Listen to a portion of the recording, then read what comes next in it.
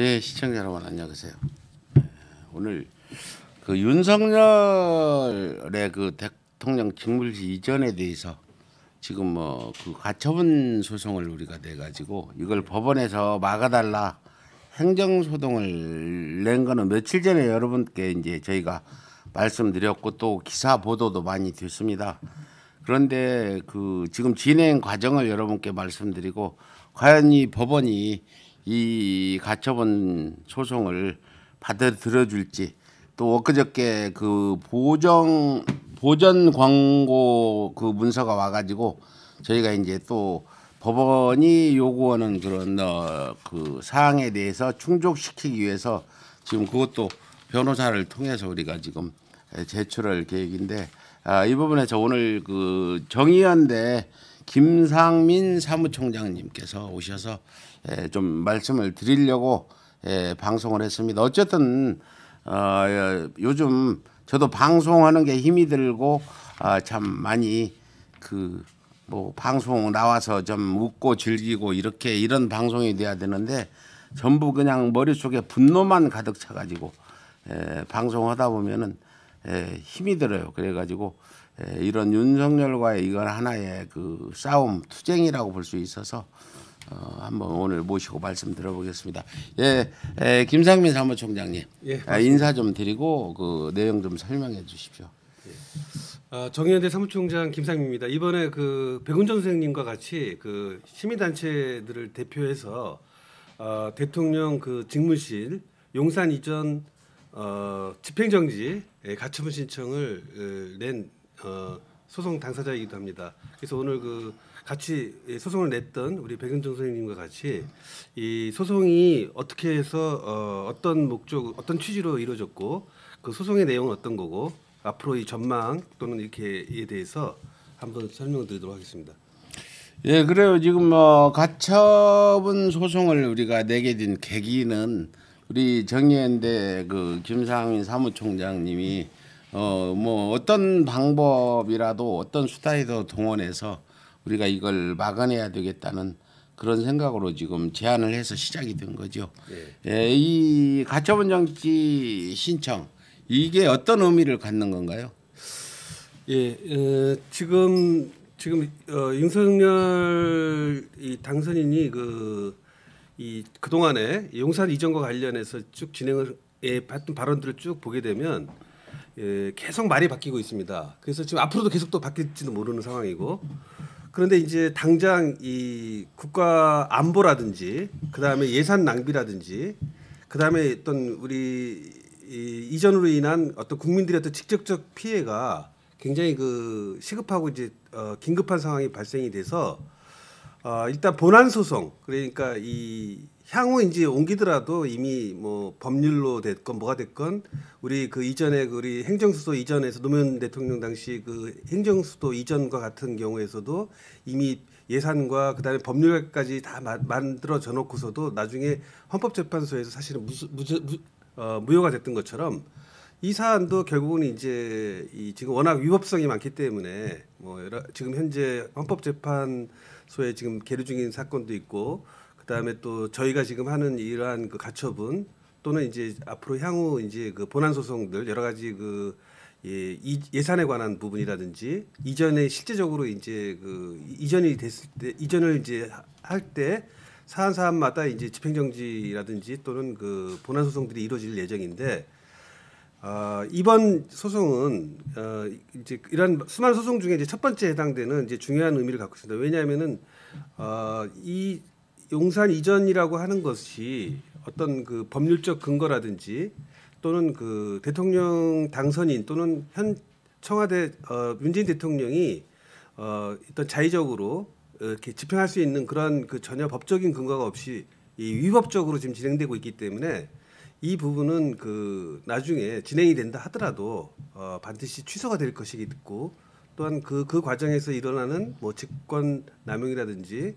뭐 이런 부분들에 대해서 법적인 책임을 질 사안입니다. 그래서 첫 번째 이러한 어떤 그 행정적으로 이루어지는 행정 처분에 대해서 이 가처분을 통해서 일시적으로 이제 중지시키려고 하는 것입니다.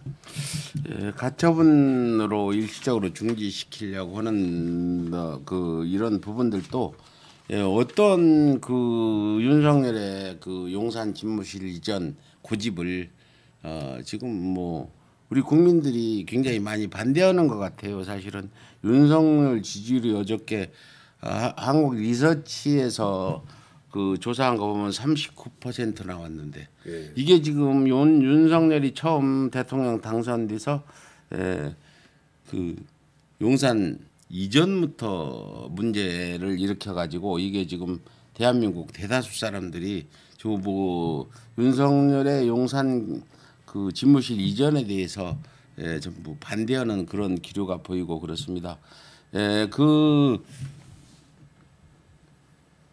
용산 이전 그 부분이 지금 거의 확정이 됐나요 지금? 전혀 돼 있지 않고요.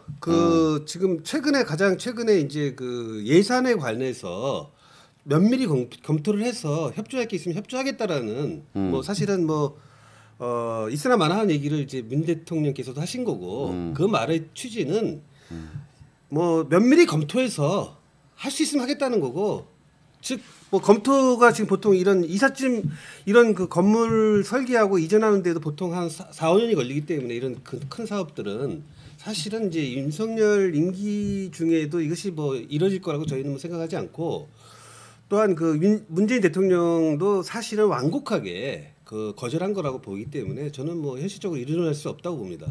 근데 윤석열 의원님 청와대 지하벙커 가서는 안 보이도 않겠다 버스에서 하겠다 이런 말도 안 되는 얘기들을 내뱉으면서 계속 청와대에는 발도 들여놓지 않겠다.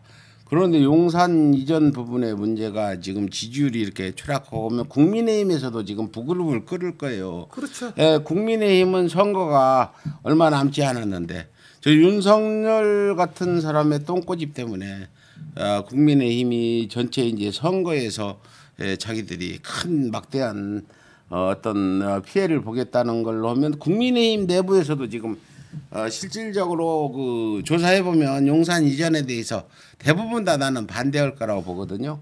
그 윤석열이 이런 지경에 이르렀음에도 불구하고 계속해서 용산으로 가겠다는 거 확실히 지금 그걸 그 표명하면서 일부 그 단체들 정경련 같은 단체는 용산으로 이전하면은 무슨 뭐 제주도 관광객보다 더 청와대로 많이 올 거다는 이런 엉터리 보고서도 내고 아부를 하고 있는 이런 단체들 꽤 있어서 걱정이 많이 듭니다.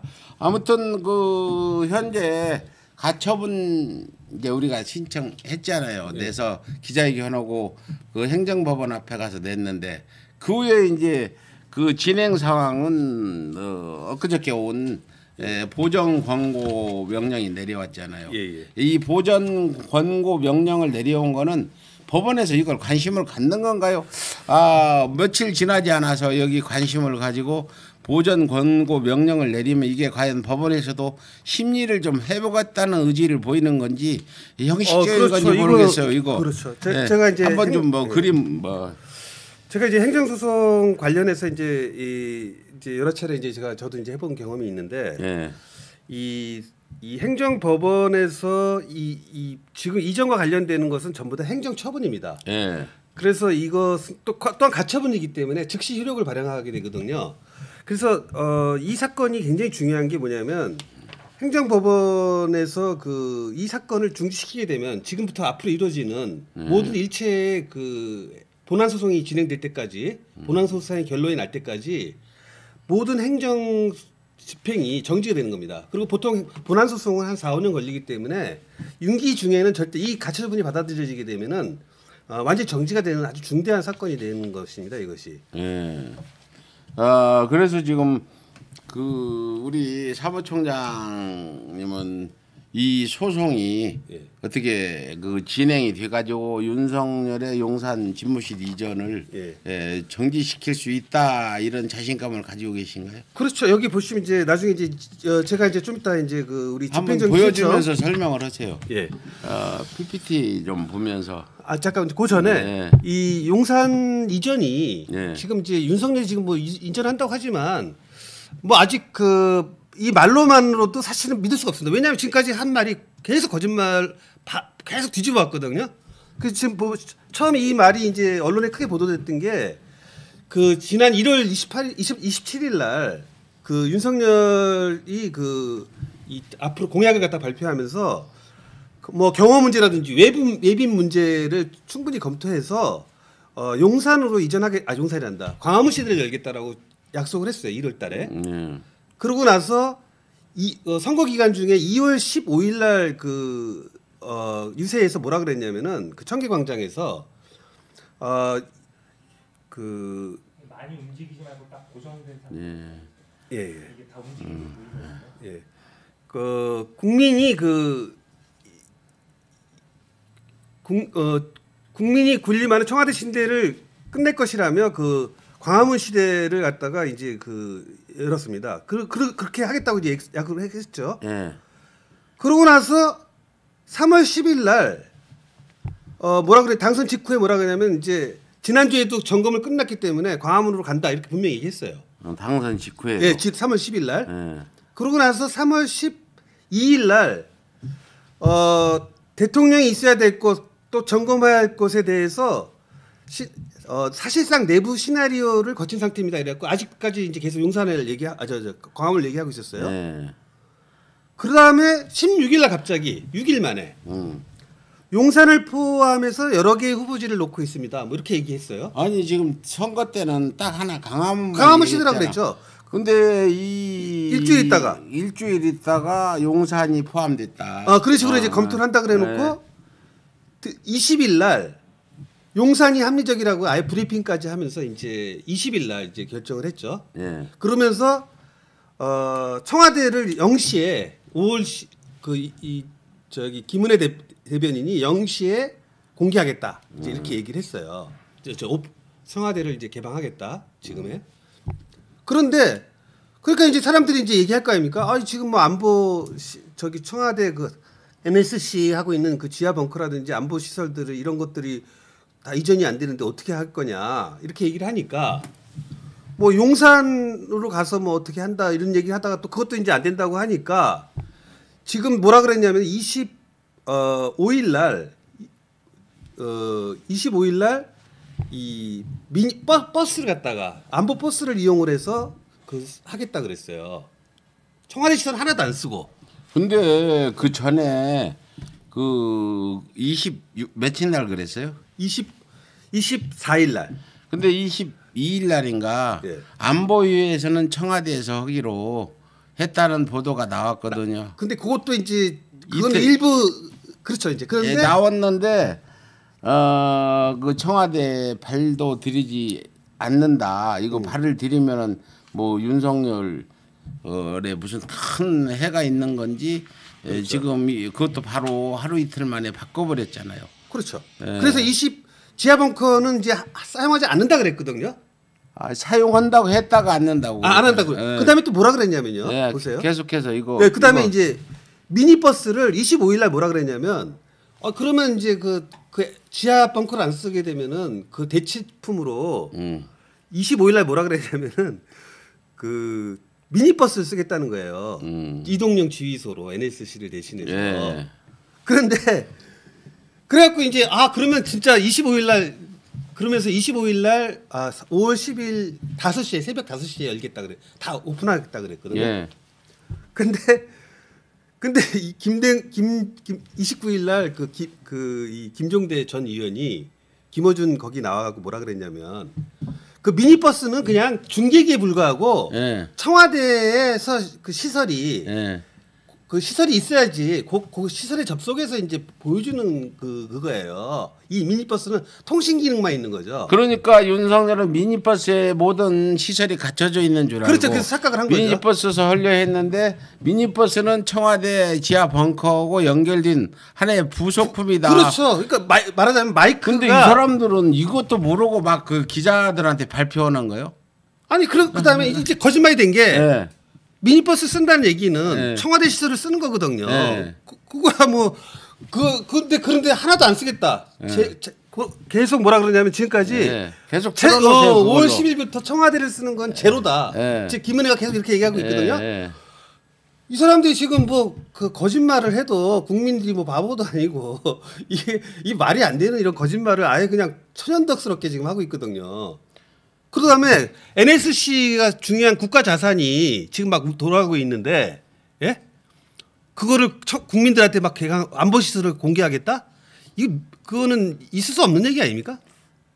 그러니까 이게 있을 수 없는 얘기를 지금 막 하고 있는 거예요. 근데 어느 나라가 이제 막 신생 독립국이 돼가지고 우리나라가 이제 40년도에 해방되고 아직 제대로 시설도 안 갖춰지고 할 때는 버스에서도 안보위를 하고 할 수밖에 없는데 지금 대한민국은 4대 경제 강국 G7에 들어갈 정도의 그 이런 대한민국 위상을 갖춘 나라가 아니 그 버스에서 안보위를 한다는 게 말이 돼요? 버스 안보위에다 거기다가 누가 미사일 한 방 쏘면 어떡하려고? 아니 뭐 그것도 그것이지만 청와대가 폐쇄 공개되고 없어졌기 때문에 다 불응시를 한다 그랬거든요. 그러니까 결론은 지금 우리 그 윤석열이나 윤석열 인수위 쪽에서 발표하는 게 전부 제대로 검증도 안 하고 버스를 쓰는데 버스는 어디에 연결된 건지도 모르고 이렇게 발표했다가 지금 망신을 당하고 이렇게 가다는 윤석열 지금 그 취임 때는 지지율이 10%대로 가지 않을까 이런 생각까지 들어요. 지금 이제 이제 용산을 쓰면 되지 않겠냐는 얘기가 가끔 나오긴 하는데 그게 왜 불가능하냐면요.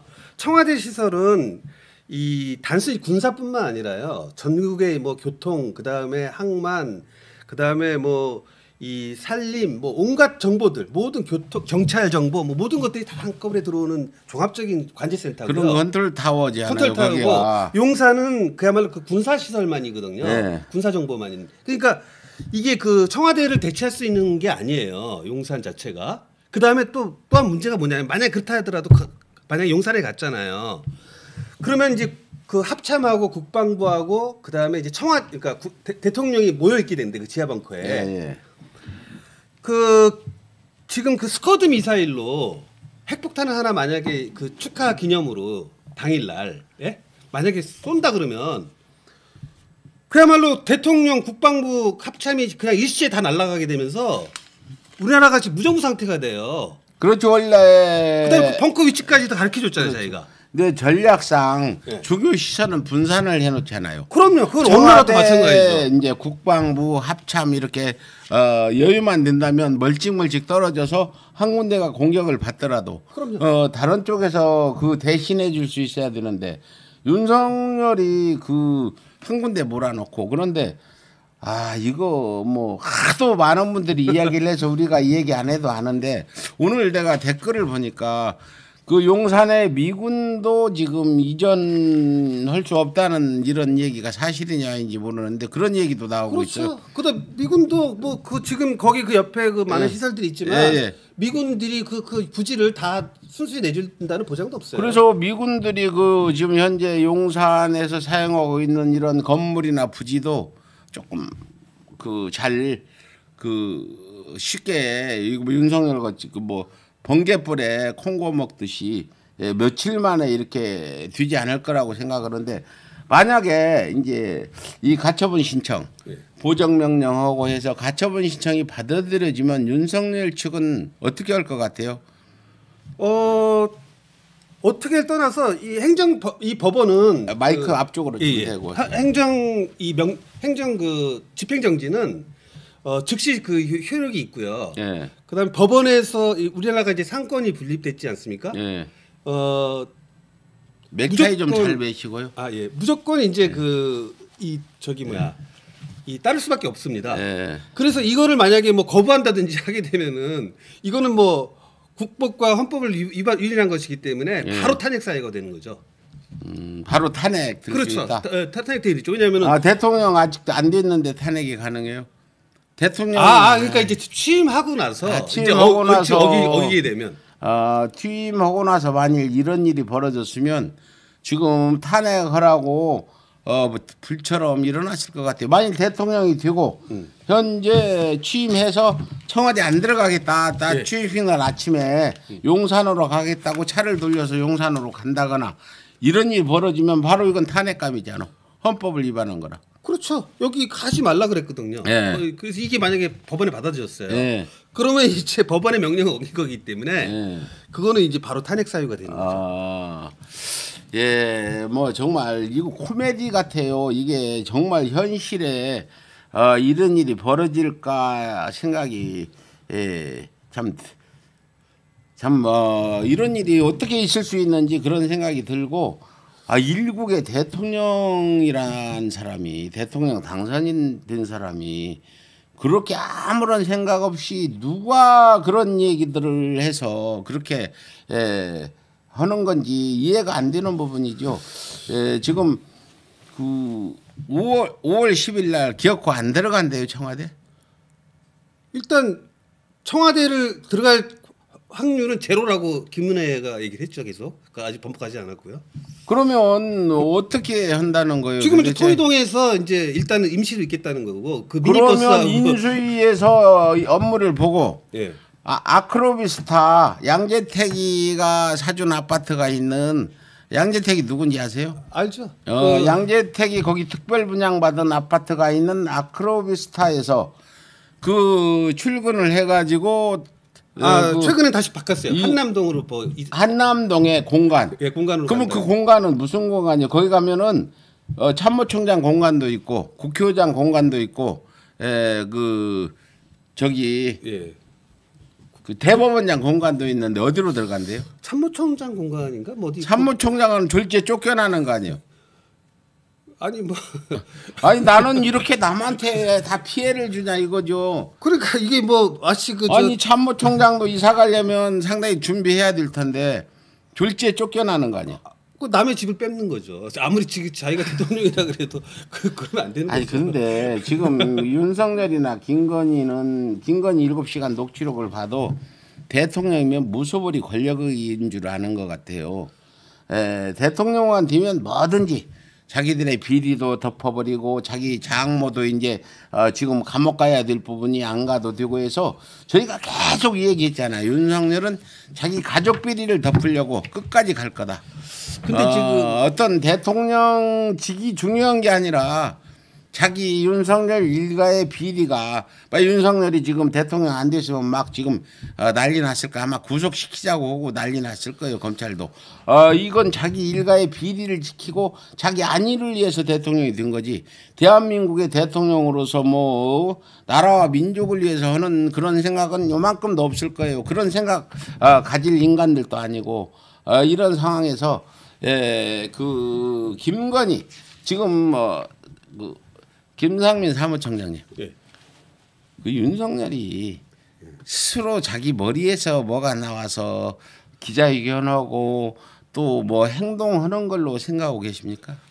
제가 윤석열을 굉장히 잘 압니다. 어떻게 알아요? 제가 그 윤석열하고 같은 79학번, 그러니까 서울대 그 동문입니다.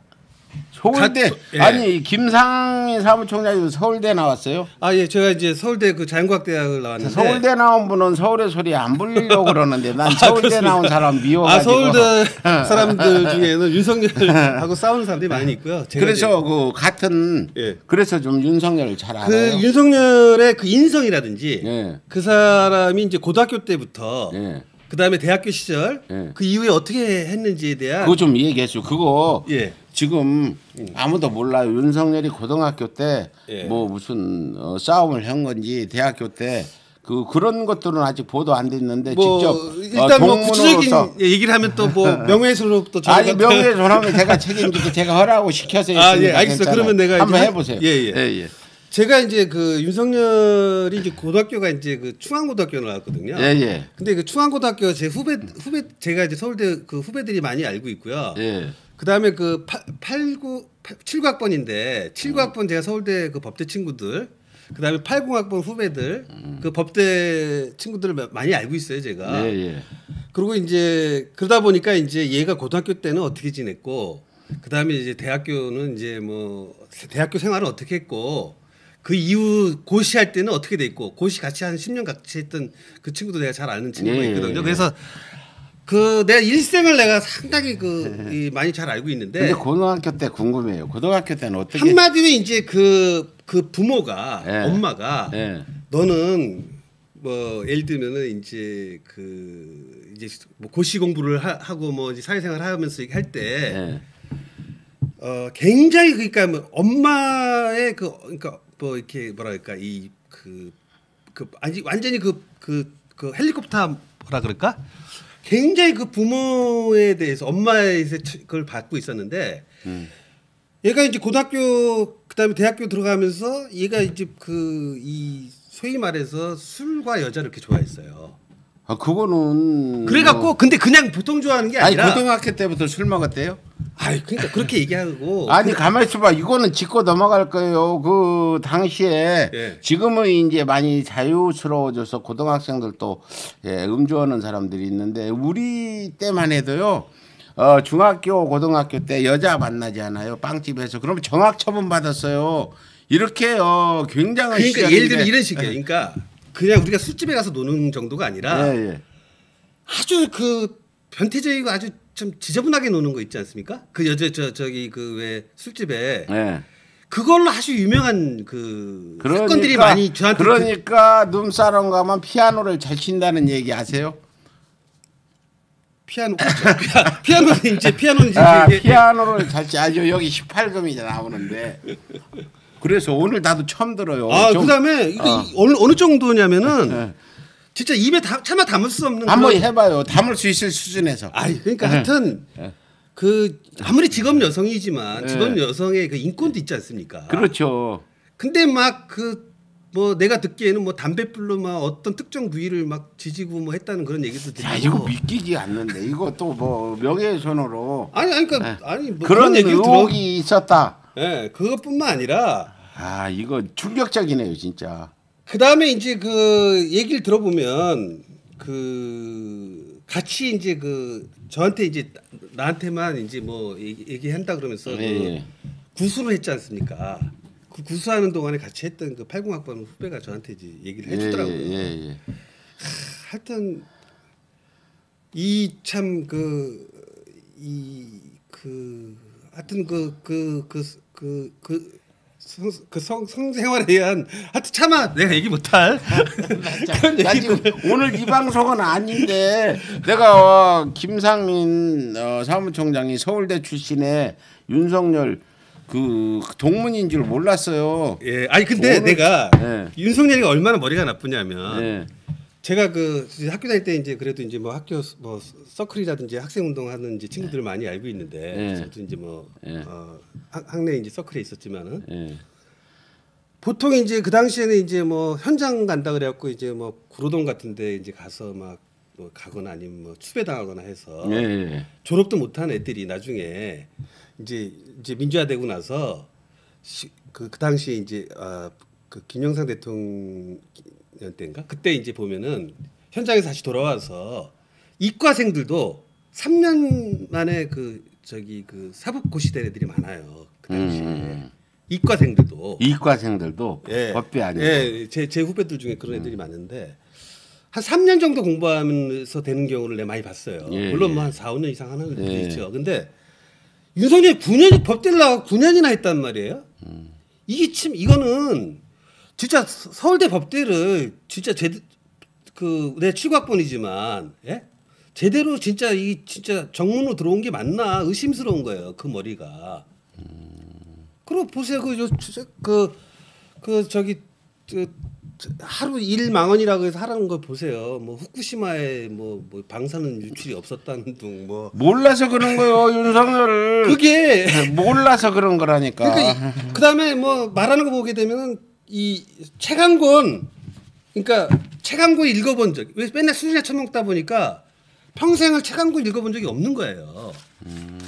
그러니까 이 지식이 뭐냐면은 지금 한 70년대 그 고등학교 수준의 그 상식, 그걸로 이제 그대로 이제 그러니까 정지돼 뭐, 있는 상태죠. 뭐 취직 앱도 깔아야 된다 등등 이런 것들 청약 통장도 모른다는 게 윤석열의 죄가 아니라 윤석열의 머리의 죄란 말이에요. 머릿속에 든 게 없는데. 뭐 그렇죠. 그 공부도 안 하고. 그런데 지금 오늘 윤석열 당선자의 서울대학교 동문 같은 학번 79학번이요? 예, 7학번. 79학번 그 김상민 사무총장님 이 얘기를 나도 이런 얘기는 처음 들었는데 고등학교 때부터 상당히 술은 좋아했다.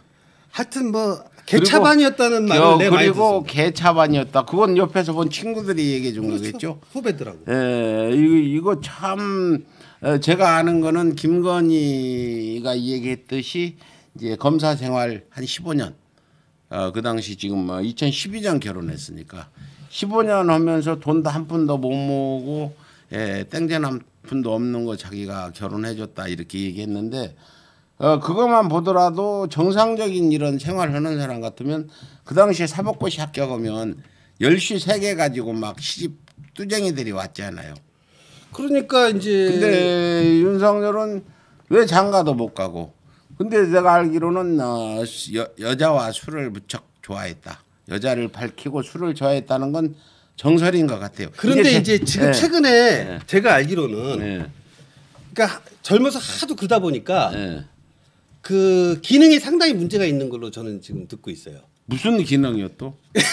맞아. 그러다 보니 이제 오늘 나 이거 이 방송 아닌데 이거 아니 애들은 가라 하는 이런 방송 아니 그래서 이게 사람이 이제 그게 안 되면 이제 뭔가 변태로 변하거든요. 그렇죠. 예, 그래서 이제 그런 이제 그 행동이나 이런 걸 보게 되면은 저번에 그 열린공감 TV가 저기 강원도 그 권성동이하고 같이 그 왜 기자들하고 그 선거운동화에서 갔을 때 예. 그때 이제 그 사건 그때 이제 그 비디오를 이렇게 쭉 찍어서 녹화 테이프를 보니까 밤 한 11시인가 그때쯤에 이게 다리를 쩔뚝쩔뚝하면서 걸어갔어요. 윤석열이 예. 봤어요. 그거 나왔어요. 예. 그게 뭐냐면 술 많이 먹거나 이렇게 되면 통풍이 생겨갖고 여기 이게 요산이 쌓이게 되면 굉장히 아프거든요. 그거 아프죠. 그다음에 지금 요새 가만히 보세요. 이렇게 면밀히 보면은 어그적 걷거든요. 이 다리를 이렇게 쭉 벌리고 그게 왜 그러냐면 이게 이 건강상 이게 아주 지금 심각한 상태에 있다는 거예요. 그래서 제 생각에는 뭐냐면은 아니 국가원수 건강은 1급 비밀인데 이거. 그 자기가 그 1급 비밀이 아니라 자기가 공개적으로 녹화 다 됐잖아요. 그래서 쩌뚝쩌뚝 하는 거 보면은 그게 이제 다 이 젊어서 그 아주 그 방탕한 생활을 하거나 했을 때 생긴 후유증들이거든요. 그렇죠. 그 젊어서 여자를 밝히거나 하면 취해지잖아. 나이 먹어가지고 굉장히 취해지죠. 아니 그것도 그냥 정상적으로 먹는 게 아니라 전에 그 왜 그 저기 그 회장 나이 많은 회장님들 뻘되는 뭐 그 어른들을 저 구두에다가 양말 구두에다 벗어갖고 양말 거기다가 벗어가지고. 그렇게 해서 막 술을 뭐 먹이겠다고 뭐 그랬다는 거 아니에요.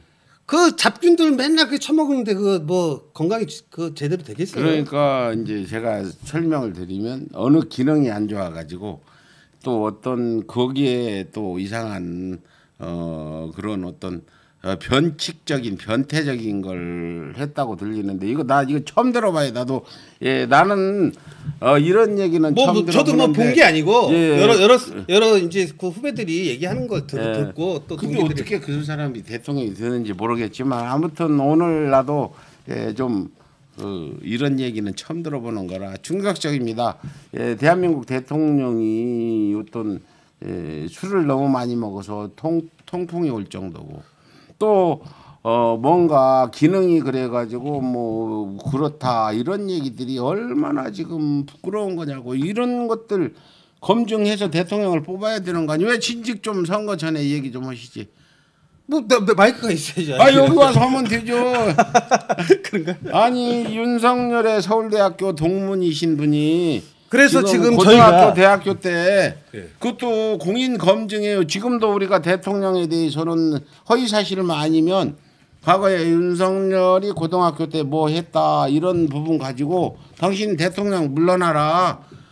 그때 그런 짓하고 무슨 대통령 하냐. 국민 속이고 나왔으니까 자진 사퇴해라 할 수도 있잖아요. 근데 이제 그거는 이제 뭐걔 좋아하는 거 있잖아요. 윤석열 좋아하는 거. 야 증거 있냐? 그리고 증거 다 인멸했겠죠. 나는 안 하겠나. 나 더 이제 잠 못 자요. 내가 이제 아니, 그래서- 이렇게까지는 아니, 그래서- 막장인 줄 몰랐는데 오늘 아니, 괜히 그래서 그걸 나한테 얘기해줘가지고 그래서 이제 그 서울대 당선되기 전에 얘기를 해주셔야지. 아니 그래서 서울대 동문들이 예. 그 선거 기간 때 예.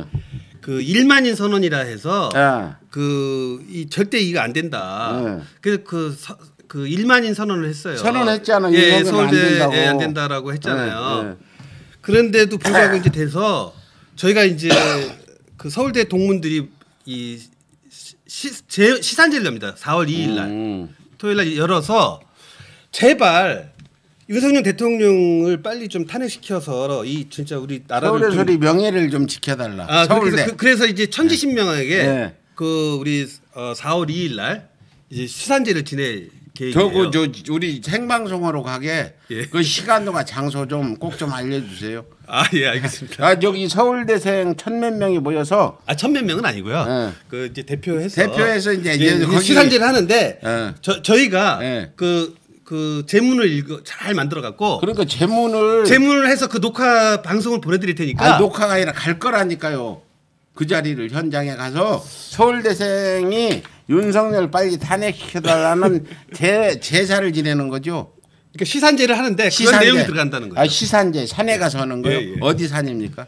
그 서울대 옆에 있는 그 삼성산, 삼성산. 관악산 맞은편. 그리고 분명히 나도 가서 같이 해야 돼요. 난 서울대 출신은 아니지만 방송도 해야 되니까 꼭 좀 시간과 장소 알겠습니다. 알려주세요. 예. 우리 시청자들도 드디어 서울대생이 모여가지고 윤석열 좀 빨리 어떻게 좀 해달라고 산신령 있게 비는 예. 뭐 이거 무슨 옛날 우리들은 많이 빌잖아요. 우리 할머니들은 주방에도 빌고 뒤에 장독대 가서도 빌고 길거리 가다 큰 나무 있으면 우리 자손들 잘 되라고 빌었는데 비나이다가 있잖아. 비나이다가 그게 비움 나눔 그렇죠.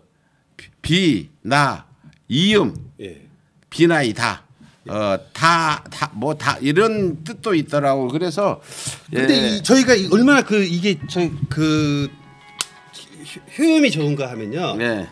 2017년 그 3월 10일 날 박근혜 탄핵할 때 네. 3월 2일 날 똑같은 우리 그 시산제를 지냈거든요. 아. 그때 제발 좀 탄핵시켜 달라. 근데 그게 그 관악산에서 네. 저희가 그걸 이렇게 탁 제사를 지내는데 네. 마른 하늘에 막 눈이 오고 막 까마귀가 와서 그러더니 아, 실제로 그랬어요? 그러고 나서 진짜 이 탄핵이 된 거예요. 그래서 이번에도 우리가 잘 제사를 지내면 네. 윤석열이가 분명히 탄핵이 됩니다. 네.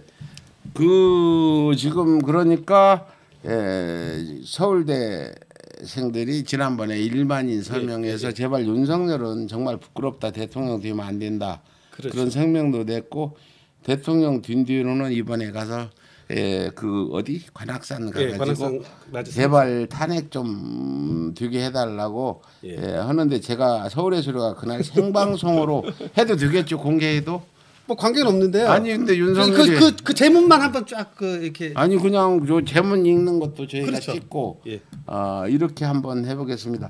근데 오늘 지금 우리가 윤석열의 용산 가처분 정지 그 신청 냈잖아요. 예. 이 부분에 대해서 지금 법원에서 진행 중이고 보정 권고를 해서 우리가 지금 저 서울의 소리랑 정의연대가 같이 지금 진행을 하고 있어요. 이것도 하나의 이제 어떤 일종의 윤석열과의 싸움이라고 볼 수 있는 건데 그래서 방송을 했는데 제가 윤석열 윤석열의 고등학교 시절이나 대학교 시절에 그 친구들한테 들었던 얘기를 들으니까 나 오늘 잠 못 잘 것 같아요. 어떻게 창피하고 최소한 그래도 대한민국 대통령이라면 뭐 술을 좋아하고 여자를 좋아하고 뭐 기능이 안 좋아서 변태가 있었고 이런 얘기 이거 나올 수 있는 사람이 대통령 된 거 이거 말이 됩니까?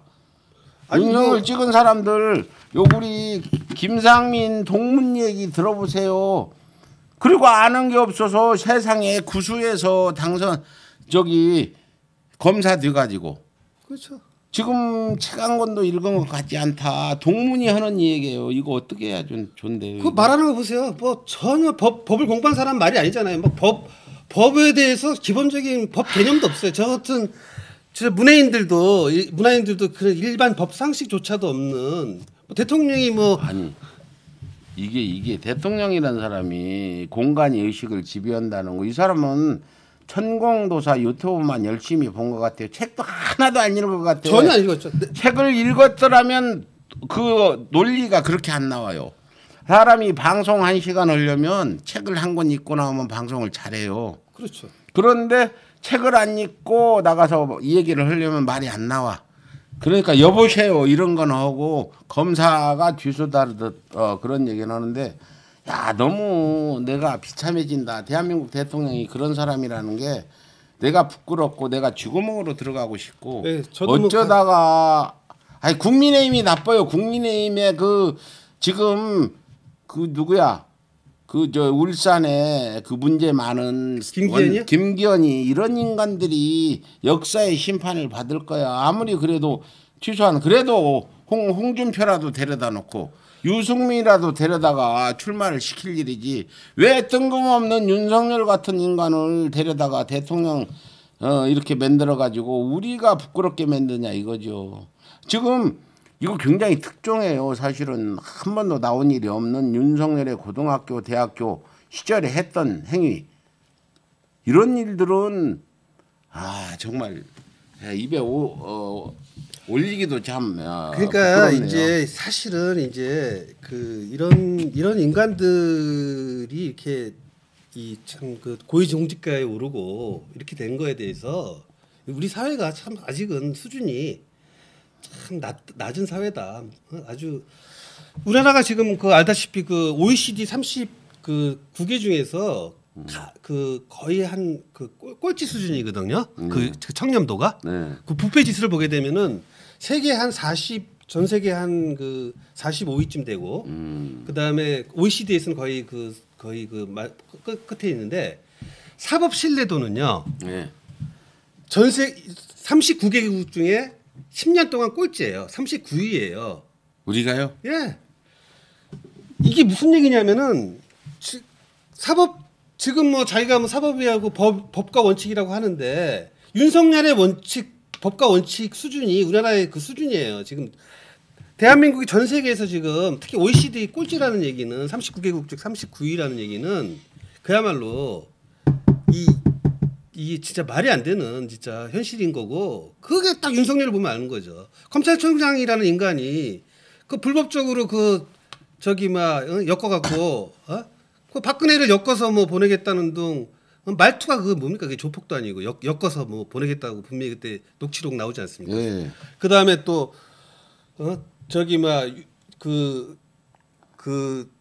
정경심 교수 죄를 엮는 거 보세요. 해봤자 벌금 한 50만 원도 안 되는 그거를 갖다가 국사범 뭐 4년 그게 가당한 얘기입니까? 그것도 지금 나왔지만은 대법원 그분이라고 알려진 조재현이 조재현이 법적인 다 약점 지고서 꼼짝 못하게 그냥 PC 증거의 능력도 안 되는 거 갖다가 그렇게 인정을 해서 그렇게 확정진 거 아닙니까? 이게 무슨 이게 사법 아니 윤석열 같은 막무가내 파렴치한 양아치 같은 검찰이 그렇게 하더라도 그래도 판사는 또 사법부에 분리된 조직이잖아요. 그랬으면 검사의 이런 것들을 판사들이 막아줘야 되는데 판사? 어떻게 된 게 요즘 들어서는 검사나 판사나 한몸 된 것 같은 생각이 들어서. 그거는 당연하죠. 그때 판사 사찰해갖고 네. 캐비넷이 꽉 차 있는 거예요. 그러니까 판사가 만약에 불리한 판결을 내잖아요. 그럼 그 판사가 윤석열한테 잡혀 들어가는데 그거 가만히 있겠어요? 그럼 윤석열이가 판사들이 눈사람 가서 피아노 친 거 이런 일들이 다 가만히 갖고 서 있다. 있죠. 저도 했잖아. 그러니까 다 갖고 있고 네. 지금까지 그 우리나라가 이제 일종의 이제 정보 국가라는 게 그거 아닙니까? 정보 경찰이라는 게 옛날에 안기부가 했던 게 그거 아니에요. 약점 잡아갖고 예? 정보 딱 튀어들고 꼼짝 못하게 하는 거 아닙니까? 그러면 앞으로 윤석열 정부에서 윤석열이 이제 나는 마지막 보루가 재판장이라고 보고 재판을 잘 해야 되는데 검사가 기소를 하더라도 이 판사들이 이명박 때는 저 같은 경우는 판사들이 참 우호적이고 잘해줬어요. 근데 윤석열 때 이 문재인 정부 들어가지고 굉장히 제가 불이익을 받았고. 그러니까 옛날에 군사정부 때는 판사까지는 그렇게 사찰 안 했는데 별로. 예. 지금은 이제 검찰 조직이 전국에 있는 판사들을 다 1대1로 상대하다 보니까 예. 전국에 있는 판사들에 대해서 모든 비리를 다 갖고 있는 거예요. 그다음에 설마 그럼 그럼 판사는 뭐 자존심도 없어요? 없죠. 자기가 기소를 할 수 있는 권한이 없고 그냥 있는 재판만 할 수밖에 없는데 자기가 할 수 있는 게 없죠. 그러니까 검찰에 속하게 된 거고. 그다음에 이제 제가 이제 듣기에는 그 민주당이 뭐 문재인 5년 동안 뭐 개혁한다고 하지도 않았잖아요. 사법 개혁도 못했고 검찰 개혁도 못했잖아요. 그 이유가 뭔지 아세요? 지금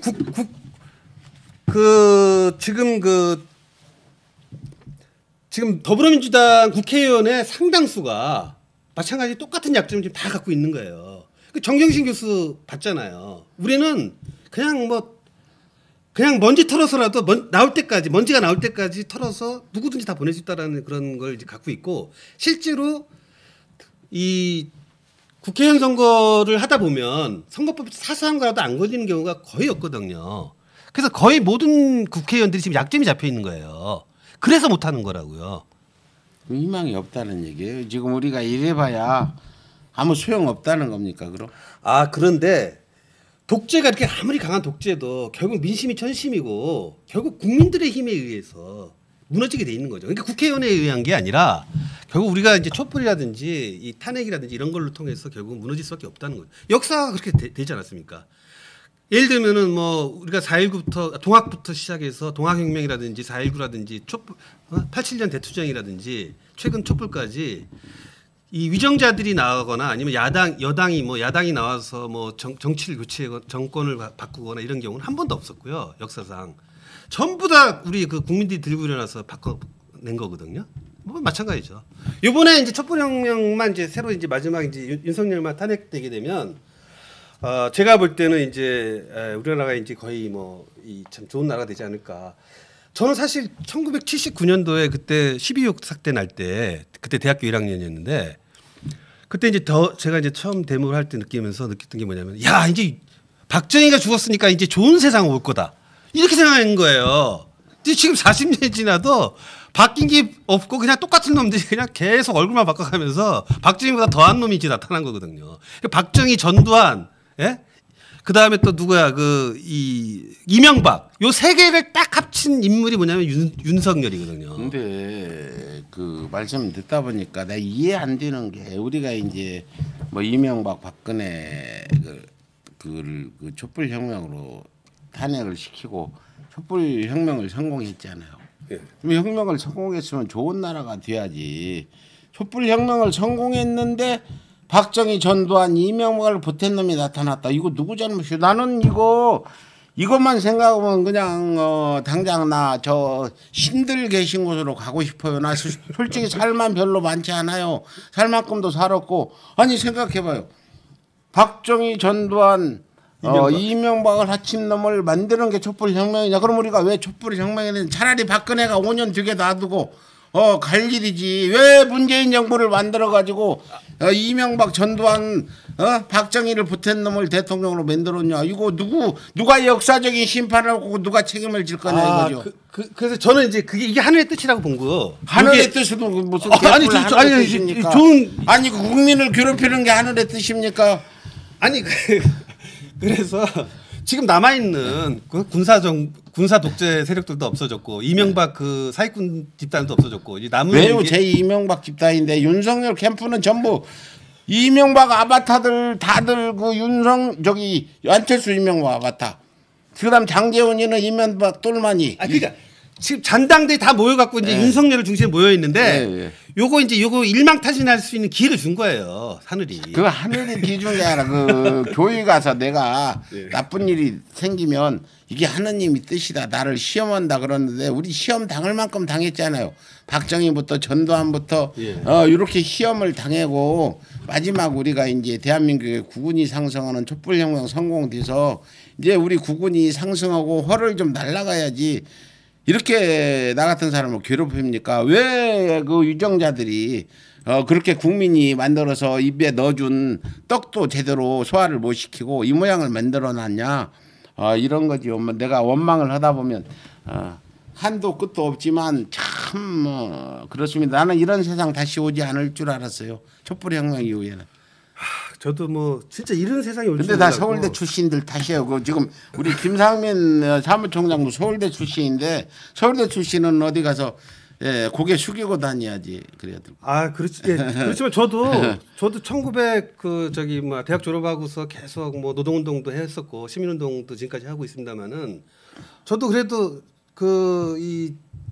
어떻게 좀 이런 그 독재나 이다음에 이런 윤석열 같은 인간을 끌어내기 위해서 지금이라도 지금 나이 저도 환갑이 넘었습니다만은 지금 나중에 이제 필생의 사업으로 저도 지금 하고 있는 거예요. 난 이런 윤석열을 우리는요 대통령 나갈 생각도 못할 때부터 이 자리에 앉아가지고 윤석열의 그 가족 사기단 비리를 탈탈 털었는데 계속해서 젊게는 윤석열 그 장모 얘기나 이런 명신이 이 얘기는 젊게는 명신이가 국무상이다 해가지고 그래서 설마 무슨 뭐 저런 여자가 국무상이냐 무슨 영부인 되겠냐 했는데 그 젊게가 다 맞아 들어갔단 말이에요. 지금 대한민국의 신은 윤석열이 섬기는 신이 제일 세다는 거예요. 무슨 신을 섬기는지 모르지만 제 젊게를 알아보니까 그 아주 안 좋은 지금 그 급살 맞는 운이 들어간 거예요. 그게 뭐냐면 청와대예요. 그게 그래서 안 들어가는 거예요. 청와대만 가면 급살 맞는다는. 청와대만 안 들어가면 승승장구 한다는 얘기잖아요. 그런데 윤석열이 착각한 거예요. 물리적인 그 공간이 아니라 청와대 거기가 아니라 청와대라는 건 뭐냐면 대통령이 되면 급살 맞는다는 그런 뜻이라는 거예요. 꼭 위치가 정한 게 아니라. 그러니까 이제 거의 이제 그 마지막 이제 그 최악의 운이 기다리고 있는 거죠. 그 박정희 보세요. 그 총 맞아 죽는 거. 윤석열 하나를 신께서 처리를 못 하시고 이 국민들한테 이렇게 고통을 주면서 청와대에 들어가서 마지막을 그렇죠. 마지막은 예를 들면 이제 그 연산군이나 저희 광해군처럼 말로가 이제 아주 왕이 되면 뭐 합니까? 아주 말로가 아주 안 좋은 건데. 윤석열을 찍은 분들 정말 원망스러워요. 윤석열이 과거에 정말 모범생으로 고등학교를 마치고 대학교를 마치고 사회활동하면서 어떤 자원봉사 이런 것들을 많이 하다가 검찰이 돼가지고 또 이렇게 그 어떤 조작 수사들을 했다면 몰라도 윤석열은 기본부터 안 된 사람이에요. 지금 이 얘기 있듯이 술 좋아하고 여자 좋아해서 술 좋아해서 통풍이 있어갖고 어그적거리고 다리도 못 붙이고 쫙 벌리는 것도 아마 그게 어떤 문제가 있고 또는 기능이 안 좋아서 무슨 이런 변태를 했다는 얘기까지 했잖아요. 내가 한 얘기 아니에요. 윤석열이 명예훼손으로 고소하면 그거 사실 밝혀내야 돼요. 이 얘기한 사람 증인돼야 돼요. 김상만 사무총장님이. 녹음까지 다 해놨어요. 네, 녹음 다 해놨대요. 그 공개 좀 하면 안 될까? 녹취록. 네, 녹취록 있으니까 걱정 안 해도 되겠네. 아니 근데 제가 볼 때는 그 지금 이제 이번에 이제 가처분 이유 중에 하나가 뭐냐면. 그러니까 위법한 방식으로 이제 위법을 저질러서 지금 이렇게 되는 건데 지금 요번에 그 용산 3월 20일 날 기자회견하면서 윤석열이가 여기 그 국방부 조감도 가리키면서 국방부 여기 밑에 있는 요거 위치 그 저 벙커 위치 가르쳐주고 네. 옆에 합참 밑에 있는 벙커 위치 가르쳐주고 그 사이에 통로도 이렇게 네. 알려주면서 그걸 알려줬거든요. 근데 이번에 가처분 사유 중에 하나가 뭐냐면 이게 위법한 형식으로 해서 이전과 관련해서 국가 기밀을 누설한 중대 범죄가 된 거거든요. 저희가 이게 쭉 그래서 지금 국정원에다가 이걸 저희가 이제 JM 공익 탐정단이라 그래서 정의연대하고 그 무궁화클럽이 지금 같이 만든 탐정단에서 저희가 3월 21일 날 이 고발을 했습니다. 그래서 거기 보면은 이 지금 지금 취임 전에 그러니까 빨리 구속 수사해서 지금 빨리 취임 못하게 해야 되는데 국정원이 지금 그걸 할지 모르겠어요. 근데 하여튼 박지원 원장께서 이 사실을 갖다 우리가 통보를 했고 그 카톡으로도 이미 전달이 됐어요. 그러니까 아마 그 박지원 원장이 빨리 그 구속 수사를 해야 될 걸로 보이는데 지금 그 고발장에 보시면은 지금 어떻게 돼 있냐면 그게 그 청와대 그 벙커 위치가 이게 1급 군사 비밀이에요. 근데 1급 군사 비밀을 이 군사기밀보호법 제13조에 의하면은 요게 그 군사기밀을 타인에게 누설한 경우 3년 이상 유기징역이거든요. 3년 이상입니다. 이내가 아니라. 그다음에 공무상 비밀 누설죄예요. 이게 공무원이거나 또 공무원했던 자가 직무와 관련된 비밀을 누설할 때는 2년 이하 징역 또는 5년 이하의 징역, 자격정지 이렇게 돼 있고요. 그다음에 제일 센 게 이제 간첩죄인데 형법 98조에 적국을 위해서 간첩하거나 적국의 간첩을 방조한 자 또는 군사상의 기밀을 적국에게 누설한 자도 전함과 같다 이래갖고 이게 그 간첩죄에 지금 해당이 되고요. 간첩죄에 해당됐을 때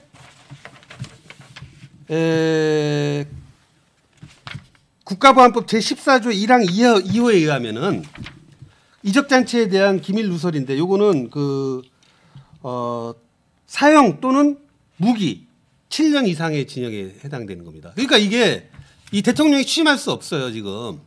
취임할 수 이 범죄가 헌법 위반은 맞은데 지금 대한민국에는 누구는 죄를 져도 면죄부를 주고 승승장구하고 대통령까지 되지 않아요. 예. 근데 누구는 많은 표창장 하나만 했어도 털려가지고 저렇게 그 감옥에 있는 그런 상황이라 이 세상은 절대 공평하지 않고 불공평하고 악한 자는 뭐 벌을 받는다는 말이 지금 현재는 아니라는 거죠. 미국도 뭐 트럼프 같은 사람도 대통령 되고 트럼프 대통령 4년 후 때문에 미국이 얼마나 어떤 불안이 컸고 퇴보한 부분들이 많잖아요.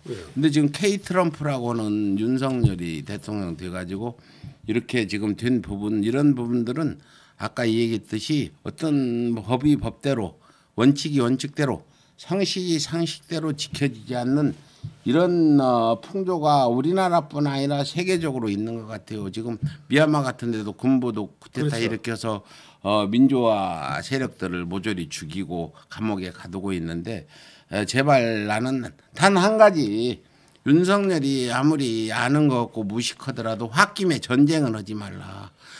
지금 일본이 그 역사 왜곡 독도 도발 이런 거 했잖아요. 그저께 교과서에서 노골적으로 이제 그 일본 가기에서 결정된 부분을 역사 교과서에 전부 이제 그렇게 싫도록 했는데 이 부분에 대해서도 그 윤석열 입장이라면 강력히 항의를 해야 맞고 지금 현 대통령 당선자인데 입장 표명조차 부적절하다고 일본의 그런 도발을 그냥 입을 닫고 있는 이런 부분 등등 봤을 때 정말 걱정이 큽니다.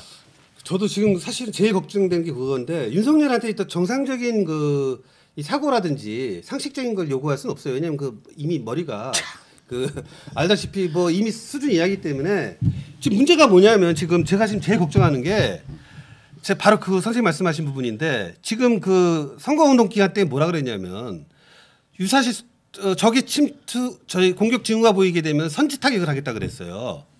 그 다음에 전술핵이라든지 이런 것들도 지금 핵무기도 지금 어떻게 그 미국 걸 갖다가 어떻게 쓰겠다는 얘기를 하고 있고 사드 추가 배치하겠다 그랬고 그 다음에 제일 중요한 게 뭐냐면은 김정은이 버르장머리를 고쳐주겠다 그랬거든요.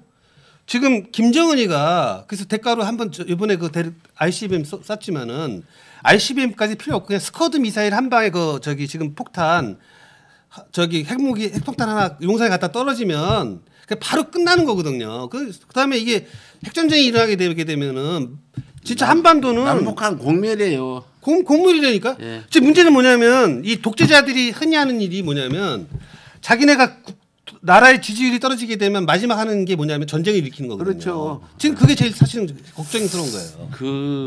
우리 그 윤석열 서울대학교 동문께서 이런 얘기 했잖아요. 뭔가 정상적인 사고를 못 하는 사람이 윤석열이다. 정말 아무것도 모르는 사람이 윤석열이다. 이런 사람이 대통령 됐다는 자체가 지금 큰 재앙이라고 보죠. 뭐 많은 그 윤석열 지지자들이나 국민의힘이나 이런 자칭 보수라는 이런 토착외구들이 문재인 대통령을 문재앙이라고 불렀는데 이거는 윤재앙 5번을 불러야 돼. 그래서 앞으로 윤재앙을 어떻게 우리가 이걸 매로 달래든지 그러니까 아니면 사탕으로 꼬시두고덕이든지 해가지고 얘가 지금 어떤 한반도 공멸로 갈 수 있는 이런 전쟁이라도 안 일으키고 탄핵이 되든 뭐 어떻게 되든 했으면 그러니까 전쟁 좋겠어요. 일으키기 전에 빨리 탄핵 시켜야 돼요. 지금 이게 큰일입니다 이게. 그 전쟁 탄핵되게 되면 전쟁 일으킬 거 아니에요. 급하면. 그 전에 그러니까 빨리 탄핵을 시키면 탄핵이 하는 순간 일단 대통령 직무 정지가 되기 때문에 일단 전쟁을 막을 수가 있어요. 빨리 탄핵을 해야지. 나는 오늘 서울대학교 출신하고 이 얘기하면서 정말 서울대학교 출신이 이 정도로 이 얘기할 정도를 몰랐어요. 윤석열에 대해서 이렇게 그 윤석열 제가 7학번이고 너무 잘 알기 때문에 고등학교 시절에 한 이런 얘기는 나도 처음 듣는 얘기고 우리 시청자분들도 처음 들을 거예요. 이 정도의 수준이었다. 이거 정말 난 박근혜가 그립다니까. 윤석열을 보면서 차라리 박근혜가 그리워요. 우리가 탄핵시킨. 그러니까 한마디로 얘기하면 그 서울대 그 친구들 평에 의하면 전부 선후배들 평에 의해 종합하면 하여튼 한마디로 개차반이다 이거거든요. 인간 쓰레기죠, 그러니까. 어떻게 개차반을 대통령이 됐대? 이게 무슨? 아니 어쨌든 그래서 지금 제가 볼 때는 이게 지금 진짜 중요한 게 빨리 우리가 이거 탄핵을 해서 집행정지를 일단 시켜야 돼. 중정지를 시켜야 돼 빨리. 근데 이건 그다음에 탄핵이 이거 아니고 그 전에 용산을 못 가게 이거 해야 되는데 요거에 대해서 한번 제가 한번 그 집행정지 요거에 대해서 한번 설명 한번 좀 드릴게요. 왜냐하면 이걸 좀 아셔야 돼 국민들도. 그래요. 이거 좀 자료 좀 한번 보시죠. 보시면 지금 저희가 그 22일 날 제출한 그 대통령 직무실 그 용산 이전 처분 집행정지 신청인데 요거는 지금 피신청인 지금 누가 돼 있냐면은 윤석열 당선인하고요. 그다음에 인수위원장 안철수 두 번째가 그다음에 세 번째가 홍남기 그 기획재정부 장관입니다. 이 세 명에 대해서 우리가 그 집행정지 신청을 냈고요. 그 집행 취지는 뭐냐면 여기 보시는 것처럼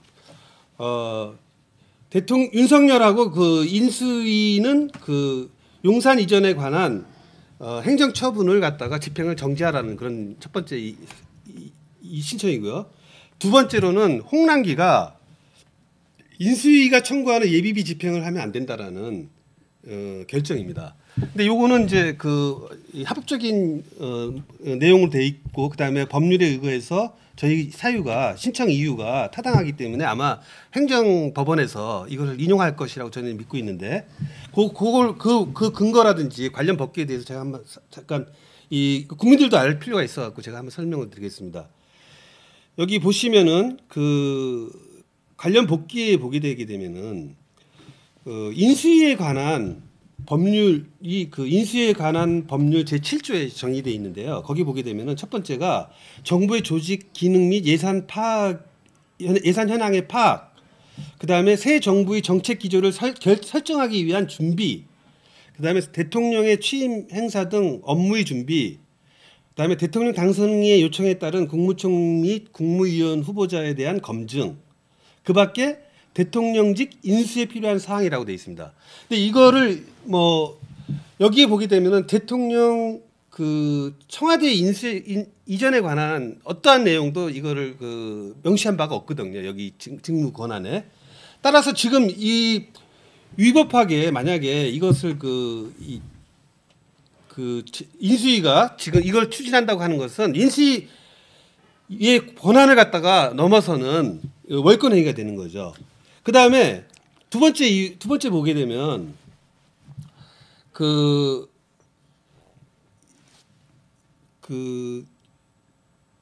행정수도 특별법에 대한 헌법소원 사건에서 본 것처럼 이 행정수도가 그러니까 서울에 그러니까 대한민국의 수도가 조선왕조 이래로 그 서울이라는 것이 명문화돼 있지 않습니다 법에. 그렇지만 수도라고 하는 것이 그 헌법 그러니까 관습헌법 또는 관습법에 의해서 이미 그 돼 있고요.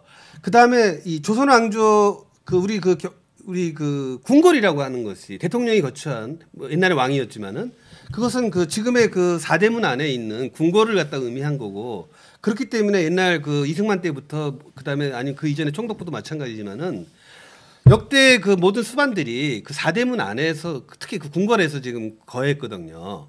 그래서 이거는 지금 용사는 지금 사대문밖에 아닙니까? 네. 그리고 이 청와대라고 하는 것은 그동안 너무나 당연했기 때문에 마치 그 법을 갖다 우리가 안 했던 거지. 이게 이 청와대라고 하면 너무나 전 세계에 알려져 있고 관습적으로 이거는 청와대 대통령이 집무실은 이 법에서 정하지 않았을 뿐이지 사실은 그 지금의 청와대를 의미하는 거거든요. 이건 법적으로 이미 헌법재판소에서 똑같은 취지로 이미 판결이 났던 부분이에요. 그래서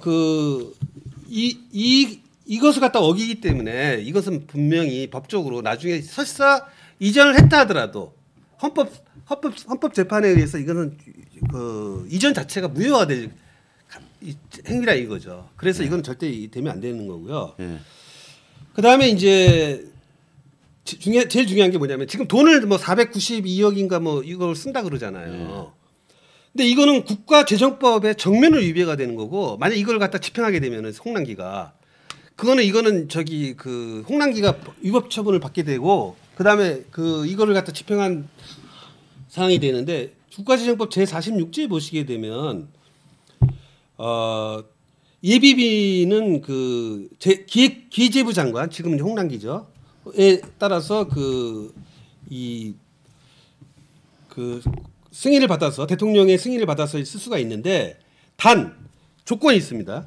거기 2항 거기 보면은 이 다음 각호에 해당하는 경우는 전용할 수 없다라고 돼 있어요. 첫 번째, 당초 예산에 계상되지 아니한 사업을 취지 안 하는 경우. 그다음에 두 번째, 국회가 의결한 취지와 다르게 사업 진행하는 경우에는 예비비를 쓸 수 없다라고 아예 명시가 돼 있어요.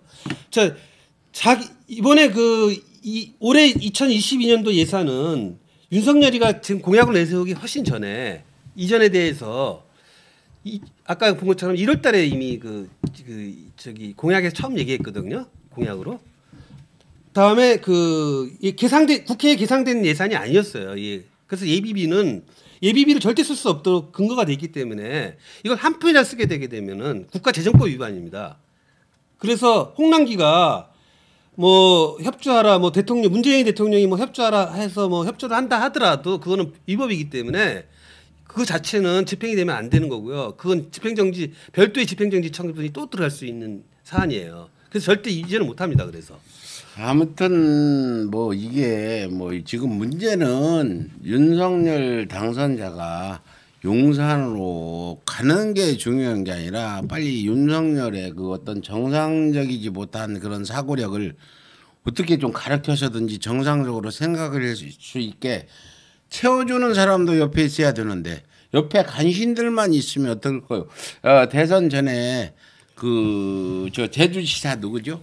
원희룡이가 그랬어요. 윤석열 같은 성격은 옆에 간신들이 있으면 큰일 날 사람이다. 본인이 개차반인데 원희룡이가 그때 사법시험 돼갖고 노상방뇨 잡혀갖고 아니야 원희룡이도 그런 얘기 했다고. 똑같은 부류인데 뭐. 그때 왜 똑같은 부류라도 그런 얘기 했는데 참 부끄러운 일입니다. 지금 윤석열이 어쨌든 우리 반대당 우리가 뭐 생각하는 국민의힘의 대통령 당선자라고 하더라도 좀 최소한 그래도 좀 정상적인 사고를 하고 책이라도 좀 읽었고 좀 뭐 술이라도 좀 안 먹고 여자라도 너무 밝히지 않았고 이렇게 뭐 여자 밝히다가 나 장가 50대 가고 이렇게 살고 있잖아요. 또 만난 여자가 정상적이거나 만난 장보가 좀 사위를 바른 길로 인도할 수 있는 이런 사람이 아닌 어디를 좌를 봐도 우를 봐도 아래를 봐도 위를 봐도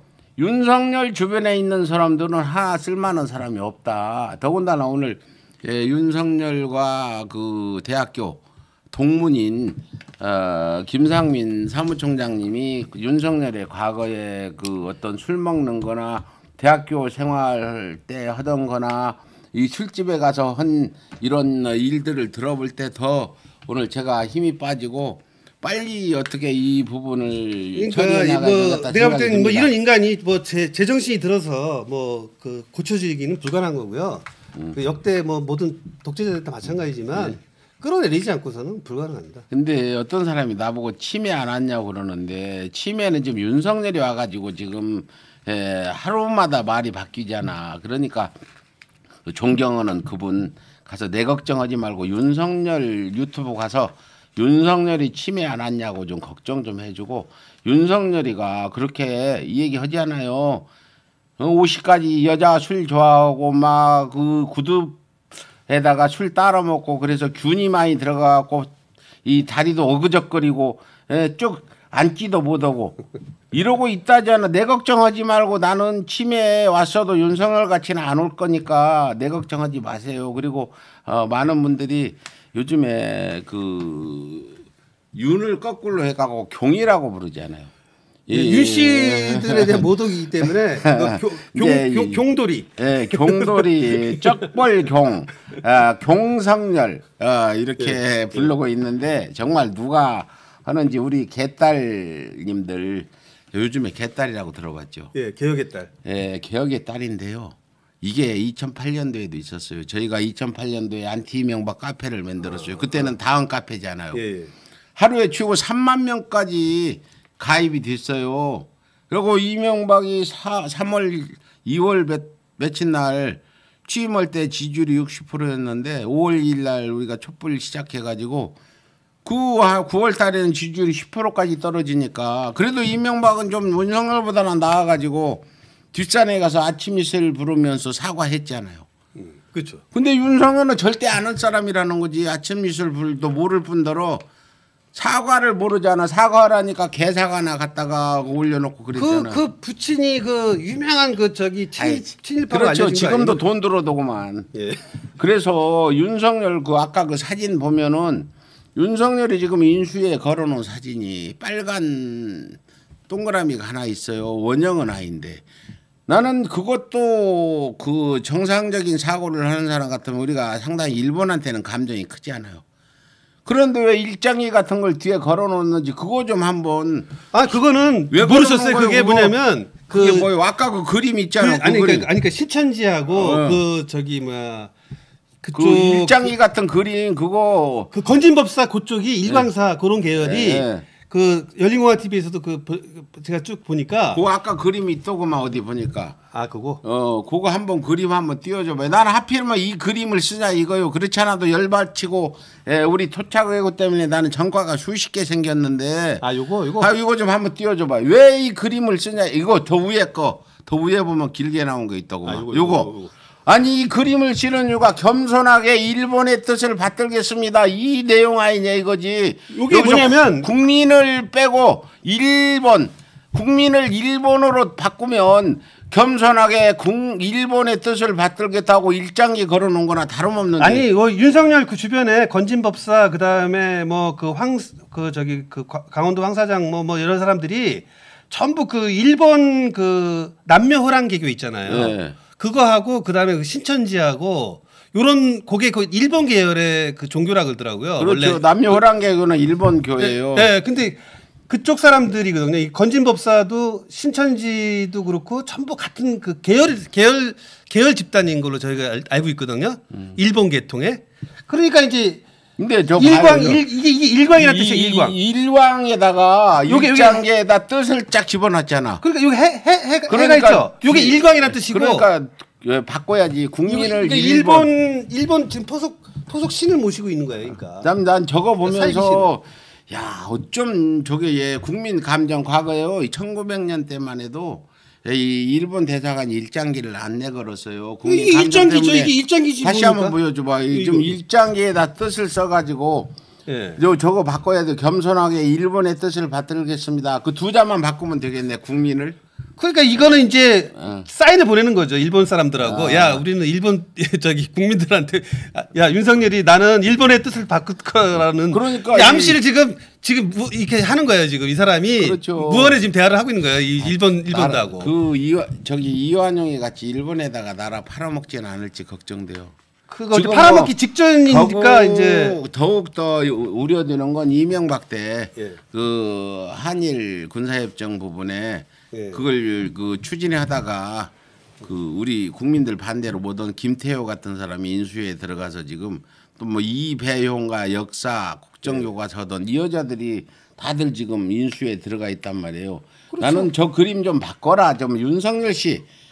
아유, 그거 안 되죠. 자기네 국기인데 그걸 어떻게 아니 바꿉니까? 정말 국민 감정을 나를 이렇게 힘들게 저거 보면 나는 그냥 열불이 나가지고 저 동그라미 일장기 밑에다 뜻을 따르겠다고 써놨는데 지금 윤석열 지지하는 사람 나보고 치매 걸렸다는 분 한번 보세요. 저게 정상적인 사고로 지금 윤석열이 하는 짓이냐. 국민들의 어떤 감정을 생각하고 일본이 지금 역사 도발 독도 도발을 엊그저께 해가지고 났는데도 윤석열은 거기에 대해서 아무런 입장을 내지 않고 입장 내 처지가 아니다 이렇게 얘기하는 이제 근데 그림까지 저 모양이고 아 정말 그러니까 이게 이 일본을 얼마나 진짜 추모하고 사모하고 이렇게 되면 이렇게 이런 디자인이 나왔어요. 하여튼 오늘 우리 괜히 내가 김상 저기 사무총장님 불러다가 나만 그 윤석열의 과거 고등학교 대학교 때 한 짓들 들으니까 더 속이 상하고 구역질이 더 나고 내가 괜히 오신 것 같아요. 오시지 말지. 와서 그 알려주려면 진작 좀 알려주든지. 아이. 아유 그러면 지금 선거법 위반이라고 잡아갈 거 선거가 끝나니까 얘기하죠. 선거법 위반이라고 잡아가겠죠.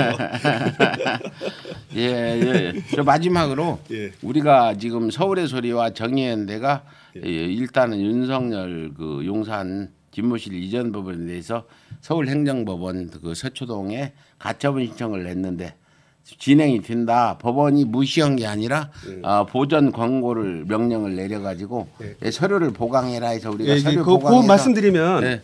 지금 이제 보정이 첫 번째가 이제 그 본안 소송이 언제 있느냐. 네. 그다음에 본안 소송이 있다면 그거 알려달라 그랬는데 저번에도 알겠다시피 이제 본안 소송은 지금 아직